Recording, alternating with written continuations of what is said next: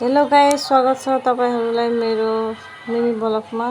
मम्मीले दुध दोहेर ल्याइदिनु भयो अनि मैले छान्दै छु। छानेर चाहिँ ग्यासमा लगाउने तताउन लाग्छु अनि तताएर यो चाहिँ मेरो नयाँ आइडी हो। सबैजनाले सपोर्ट गरिदिनु, कमेन्ट शेयर लाइक गरिदिनु होला अनि माया पनि दिनु होला सबैजनाले।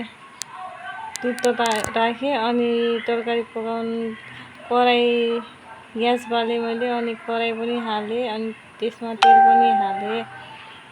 तेल हालेर तरकारी चाहिँ मेरो भिन्डी हो आजको। अनि मलाई पानी खान मन लाग्यो अनि मैले पानी खान गएँ फ्रिज खोलेर।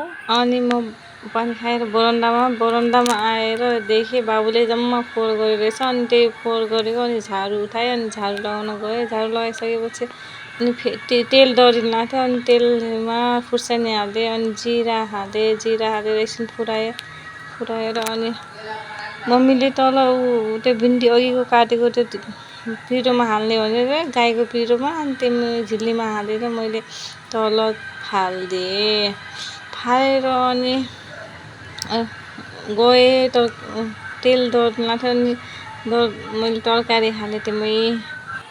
मैले सबैले भिन्डीको तरकारी खाने रे भिन्डी अनि उता हेर्छु त अनि दुईजनाको काम हेरेँ। एकजनाले धुलो मिच्ने अर्कोले धुलो खेलाउने। अनि मैले हालेँ नुन सक्यो अनि नुन लिन गएर डब्बामा हाल्ने।